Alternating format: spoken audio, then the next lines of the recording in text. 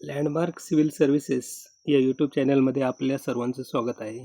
या व्हिडिओमध्ये आपण UPSCने पूर्वपरीक्षेमध्ये विचारलेल्या काही जुन्या PYQचा अभ्यास करणार आहोत, त्याचं विश्लेषण करणार आहोत.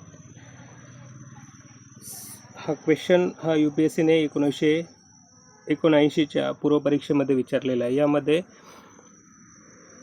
ब्रह्मा, विष्णू आणि महेश या तीन मुखांची त्रिमूर्ती म्हणून ओळखली जाणारी मूर्ती कोणत्या ठिकाणी आढळते असा स्वरूपाचा प्रश्न आहे. त्यामध्ये पर्याय अजिंठा लेणी, दुसरा पर्याय एलोरा लेणी, तिसरा पर्याय आहे कालवा गुहा आणि चौथा आहे एलिफंटा गुहा.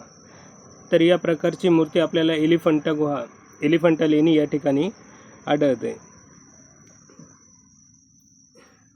त्याचे स्पष्टीकरण जर बघितले आपण तर या स्वरूपाची ही मूर्ती दिसून येते. त्यामध्ये 3 मुख असलेल्या भगवान शिवाचे प्रतिनिधित्व करणारी 20 फूट म्हणजे साधारणतः 6 मीटर उंचीची एक भव्य उठावदार शिल्पकला आहे. या मूर्तीबद्दल विशेष वैशिष्ट्य दिलेले आहे. यामध्ये आपण हे बघू शकतो, जसे की 3 चेहरे, एक मध्यमुख जे सौम्य व ध्यानस्थ जे शिवाला पालन करते किंवा योगी म्हणून दर्शवते.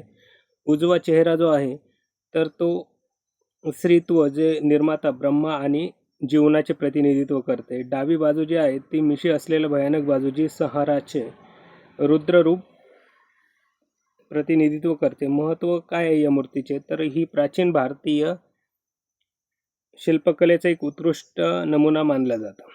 गुप्त काळ व चालुक्य शैलीतील प्रतिबिंब या मूर्तीवर असल्याचे दिसून येते.